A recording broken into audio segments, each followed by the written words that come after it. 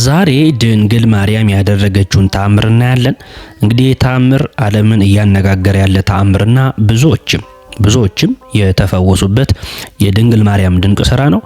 ይሄ ያኖስ ተአምራት የተሰኘው መርሃ ግብራችን ነው። ታዲያ ውድ የያኖስ ቲዩብ ቤተሰቦች ቻናላችንን ሰብስክራይብ ያላደረጋችሁ ቻናላችንን ሰብስክራይብ በማድረግ ቤተሰብ ሁኑን።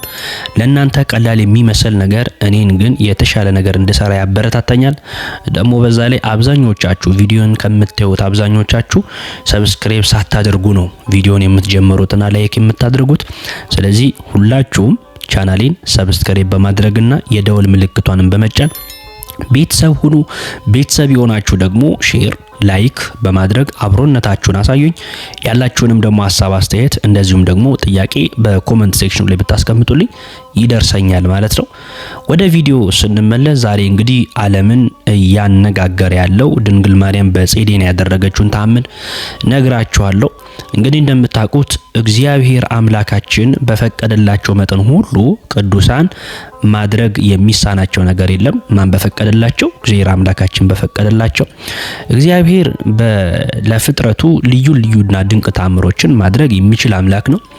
እግዚአብሔርን የሚያምኑትንም ሰዎች ደግሞ ክርስቶስ ያው በእኔ የሚያምን እኔ የማደርገውን ከኔም የበለጠ ያደርጋል እንዳለ ከሱ የበለጠን ድንቅ ተአምር ስለ የሚያደርጉ አሉ። ከሱ የበለጠን ድንቅ ተአምር ያደርጋሉ ማለት ግን ከእርሱ ይበልጣሉ ማለት ሳይሆን ራሱ አምላካችን ኢየሱስ ክርስቶስ በፈቀደላቸው መሰረት ልዩና ድንቅ ተአምር ያደርጋሉ ቅዱሳን ማለት ነው። ታዲያ ዛሬ የምነግራችሁ ድንግል ማርያም ያደረገችውን ተአምር ነው። ስለዚህ እሱን እስከ መጨረሻው ብትከታተሉት ትጠቀሙበታላችሁ፣ ትሰሙታላችሁ።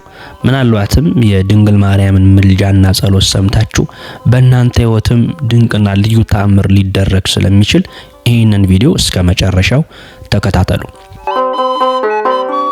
ጼዴንያ ማርያም ይላል ሐሳቡ። እመቤታችን ድንግል ማርያም በጣም የምትወዳትና በሚቻላትም ሁሉ የምታገለግላት ቤቷንም ደግሞ ለእንግዳ ማደር ያደረገች አንዲት ማርታ የምትባል ሴት ነበረች። ታዲያ ከዕለታት አንድ ቀን አባ ቴዎድሮስ የሚባሉ ኢትዮጵያዊ መነኮስ ከእርሷ ዘንድ በእንግድነት አድረው በማግስቱ ከቤቷ ሲወጡ ማርታ የሚሄዱበትን አገር በጠየቀቻቸው ጊዜ እርሳቸውም ወደ ኢየሩሳሌም ሄደው ቅዱሳት መካናትን እንደሚሳለሙ ነገሯት። ማርታም ከእርሷ ገንዘብ ወስደው የእመቤታችንን ስዕል ገዝተው ይዘውላት እንዲመጡ ለመነቻቸው። መነኩሴውም በራሳቸው ገንዘብ ስዕሉን ገዝተው እንደሚያመጡላት ቃል ገቡላት።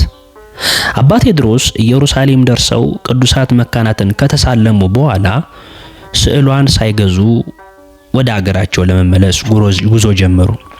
ያው ማርታ ስዕል እንድትገዛላቸው ልካቸው ነበረ በትህትና። እሳቸው ግን ያው ሰው ስለሆኑ ዘነጉት ማለት ነው።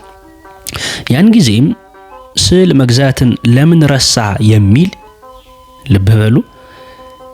አባ ቴዎድሮስ ኢየሩሳሌም ደርሰው ቅዱሳት መካናትን ከተሳለሙ በኋላ ስዕል ሳይገዙ ወደ አገራቸው ለመመለስ ጉዞ ጀምረው ነበር። ያን ጊዜ ግን ስዕል መግዛትን ለምን ረሳ የሚል የሚያስደነግጥ ቃልን ሰምተው ተመለሱ። መልኳ ያማረና የተወደደ የእመቤታችን ማርያምን ስዕል ገዝተው በሐርና በንጹህ ልብስ ጠቅልለው ይዘው እየተጓዙ ሳሉ ከሚያስፈራ ዱር ውስጥ ሲደርሱ ወንበዴዎች ተነሱባቸው። በመንገዳቸው ላይ ወንበዴዎች አጋጠማቸው ማለት ነው። ሊሸሹ ሲሉም መንገድን ሂድ የሚል ቃል ከገዙት ስዕሏ ወጣ። የእመቤታችን ስዕል አንደበት አውጥቶ መንገድን ሂድ የሚል ትእዛዝ ሰጠችው ማለት ነው። መነኩሴውም መንገዳቸውን በሰላም ተጓዙ። ሁለተኛም ደግሞ ዱሩ ላይ ድጋሚ አንበሳ ገጠማቸው። አንበሳ ሊበላቸውን በተነሳባቸው ጊዜ ከዚያች ስዕል የሚያስፈራ ድምፅ ወጥቶ አንበሳውን አባረረላቸው። ቅድም መንገድን ቀጥል ነው የተባለው። አሁን ደግሞ ከስዕሉ የሚያስፈራ ድምፅ ወጥቶ አባረረላቸው ማለት ነው። ታዲያ አባ ቴዎድሮስ ይሁን ሁሉ ድንቅ ተአምር ባዩና በተመለከቱ ጊዜ ያቺን ስዕል ለማርታ ከመስጠት ይልቅ ወደ አገራቸው ሊወስዷት ወደዱ ማለት ነው። አንዳንድ ጊዜ ያው የሰውን ነገር ኃላፊነት ወስደን እንወስድና ያ ነገር የተሻለ መሆኑን ስናቅ አይ ይሄማ ለራሴ ነው ማድረግ ያለብኝ የሚል ትንሽዬ ስግብግብነት በውስጣችን ትኖራለች። ያው በመወቅም ባለመወቅም እና እኛም አባት የገጠማቸው ፈተና ይሄ ነው። ስዕሏ ልዩና ድንቅ ተአምር ስታደርግ ሲመለከቱ ለራሳቸው መውሰድ አሰቡ ማለት ነው።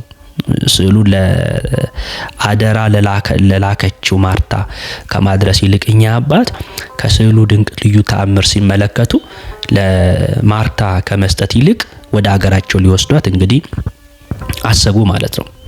በመርከብም ተሳፍረው በሌላ አቅጣጫ ሲሄዱም ታላቅ ነፋስ ተነስቶ ወደ ማርታ ሀገር ወደ ጼዴንያ ወሰዳቸው።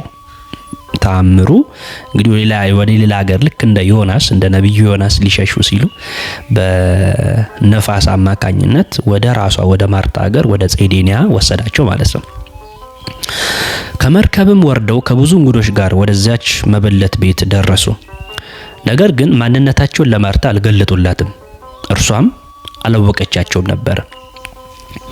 በማግስቱም ተሰውረው ወደ አገራቸው ሊሄዱ ሲሉ የቅጽሩ ደጃፍ ጠፍቶባቸው ሲፈልጉት ዋሉ። ድንቅ ነው። በመሸባቸውም ጊዜ ወደ ማደሪያቸው ተመለሱ። ማታ ማታ በሩን ያዩታል፣ ነክቶ መሄድን ሲሹ ግን የበሩ መንገድ ይሰወርባቸዋል። እንዲህም ሆነው እስከ 3 ቀን ድረስ ቆዩ። ማርታም አባቴ ሆይ አእምሮ ተነክቷልን ብላ ጠየቀችው። ስትቅበዘበዛ ያለው ምን ሆነ ነው ስትል ጠየቀቻቸው። እርሳቸውን ልብ በሉ ከመቤታችን ስዕል የተደረገውን ተአምር ሁሉ ለማርታ ነገሯት። ራሳቸውንም ገለጡላትና ስዕሏን ሰጧት። እርሷም የእመቤታችንን ስዕል ተቀብላ የተጠቀለለችበትን ልብስ በፈታችው ጊዜ ወዝ ከስዕሉ ሲንጠፋጠፍ አገኘች። ከስዕሉ ወዝ እየተንጠፋጠፈ አገኘች። በነገራችሁ ይሄ እውነተኛና ድንቅ ተአምር ነው። ምንጩንም ከየት እንዳመጡት ይሄንን ታሪክም እነግራችኋለሁ። እስከዛ ድረስ ግን ቻናሌን ሰብስክራይብ በማድረግ ላይክ በማድረግ ቆዩ እና ስዕሏን ሰጧት። እርሷም የእመቤታችን ስዕል ተቀብላ የተጠቀለለችበትን ልብስ በፈታች ጊዜ ወዝ ከስዕሊቱ ሲንጠፋጠፍ አገኘች ማለት ነው። ከደስታዋ ብዛትም የተነሳ የአባ ቴዎድሮስን እጃቸውን እግራቸውን ሳመቻቸው በደስታ። ያው አባ ቴዎድሮስ ይህንን ተአምር አይተው ነው ወደ ራሳቸው ሀገር ለመውሰድ ያሰቡት። እሷ ግን ስዕሉን ከተቀበለች በኋላ እንዴት ተዋሸኛለህ፣ እንዴት ለመጥፋት ታስባለህ ብላ ሳታይ እጃቸውና እግራቸውን ዝቅ ብላ እንግዲህ ሳመቻቸው ማለት ነው። ስዕሏም ቅዱስ ሉቃስ የሳላት ስዕል ነበረች። ቅዱስ ሉቃስ ለመጀመሪያ ጊዜ ሳላት የእመቤታችን የቅድስት ድንግል ማርያም ስዕል ነበረች ማለት ነው። ከዚህም በኋላ ያቺን ስዕል ወደ ጸሎት ቤቷ ወስዳ በታላቅ ክብር አኖረቻት። ማንም እንዳይዳስሳትም የናስ መስኮትን ሰራችላት። በቀንና በሌሊትም የሚያበሩ መቅረዞች በፊቷ ሰቀለች። ከመቅረዞቹ ውጭም የሐር መጋረጃዎችን ጋረደች። ከስዕሊቱ በታችም እየተንጠፈጠፈ የሚወርደው የወዝ ቅባት የሚጠራቀምበት ከእብነ በረድ የተሰራ ወጭት አኖረች። እኒያ መነኮስም እስከሚሞቱበት ቀን ድረስ የእመቤታችን ድንግል ማርያም ስዕልን እያገለገሉ ኖሩ። የአገሩም ሊቀ ጳጳስ የእመቤታችን ስዕል ስጋ የለበሰች ሆና ባገኙና ተአምሯንም በተመለከቱ ጊዜ ከዚህ አምላካዊ ተአምርና ግብር የተነሳ እጅግ አደነቁ። ከስዕሏ ከሚንጠባጠበው ቅባት ቀርተው ለበረከት ሲካፈሉም ወዲያውኑ በወጭቱ ውስጥ መላ። ስዕሊቱን ወደ ሌላ ቦታም ሊወስዷት በፈለጉ ጊዜም ንውጽ ውስታ ሆኖ ብዙዎች በድንጋጤ ወደቁ። ስለዚህ ከዛች ጼዴንያ ከተባለች ሀገር ለመሄድ ፈቃደኛ አልሆነችም ማለት ነውና ከዛች አካባቢ ለማንሳት ሲሞክሩ ወደ ሌላ ሀገር ያው አንዳንድ ጊዜ የተሻለ ነገር ሲገኝ የተሻለ ሰዎች ወዳሉበት የተሻለ ሀገር ወደ ተባለበት ነው የማውዞር የመውሰድ ነገሮች ይታያሉና እንደዛ ለማድረግ ሲሞክሩ እንግዲህ ንውጽ ውስጥ ሆኖ ብዙዎችን በድንጋጤ ወደቁ ማለት ነው። ስዕሊቱም እስከዛሬ ድረስ በዚያች ሀገር በጼዴንያ ትገኛለች። የድንግል ማርያም ስዕል ማለት ነው። የሁሉ አምላክ ጌታችን መሬታችን ኢየሱስ ክርስቶስን በማኅፀኗ የተሸከመችው ወላዲተ አምላክ ቅድስት ድንግል ማርያምም በስዕሏ ወዝ ብዙ ሕሙማንን ትፈውሳለች። የቅዱሳን ልብስና ጥላ የእርሷ ስዕል ይከብራልና በየዓመቱ መስከረም 10 ቀን ቤተክርስቲያናችን ከመቤታችን ከ33ቱ በዓላት ውስጥ አንዱ አድርጋ በታላቅ ድምቀት ታከብረዋለች።